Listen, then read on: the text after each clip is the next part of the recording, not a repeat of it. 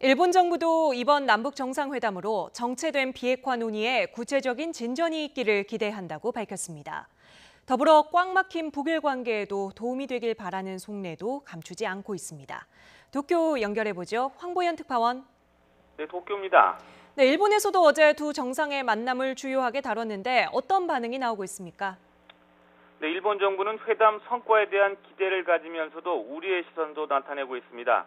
일본 정부는 이번 남북 정상회담이 북미 간 합의 이행을 위한 구체적 행동으로 이어지길 희망한다는 입장을 내놨습니다.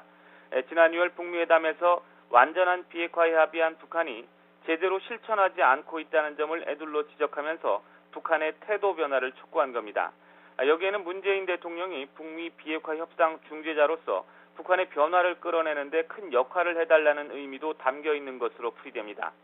그러면서 북한이 요구하는 종전선언은 비핵화에 대한 구체적이고도 확실한 진전이 나타난 다음 본격적으로 논의해야 한다며 우려를 나타냈습니다. 북한과 일본의 최대 현안인 일본인 납치 문제를 두고는 기대감을 표시했습니다. 스가 요시히데 일본 관방장관은 이번 정상회담이 일본인 납치 문제 해결에도 도움이 되길 바란다고 말했습니다. 이미 아베 총리는 납치 문제에 대해서 최근 여러 차례 김정은 위원장과 직접 만나 해결해야 한다고 공언해 왔는데요. 그럼에도 북일 정상회담 논의에 당사자 간 진전이 전혀 없는 상황이기 때문에 일본 정부는 이번 남북 정상회담에서 그 돌파구를 모색하고 있다는 관측도 나오고 있습니다. 일본 방송들은 문 대통령 일행의 평양 도착부터 저녁 늦게 만찬이 끝날 때까지 영상을 자세히 소개하면서 깊은 관심을 나타냈습니다.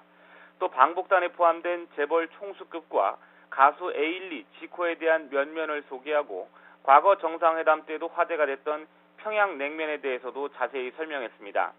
일본 언론은 김정은 위원장이 예상치 않게 평양공항에 직접 나와 문 대통령을 영접하자 상당히 놀랍다는 반응을 보이기도 했습니다. 또 현장에서 바쁘게 움직이면서 공항 영접과 의장대 사열 등을 총괄하는 모습을 보인 김여정 제1부부장을 집중 조명하면서 존재감을 부각하게 됐습니다. 북미 회담 이후 정체된 비핵화와 관련해 김정은 위원장이 얼마나 구체적이고 진전된 발언이나 약속을 하게 될지, 그리고 문 대통령이 이를 도출해내기 위해서 어느 정도 능력을 발휘할지가 이번 회담의 성공 여부를 가늠할 것이라고 일본 언론은 전망하고 있습니다. 지금까지 도쿄에서 YTN 황보현입니다.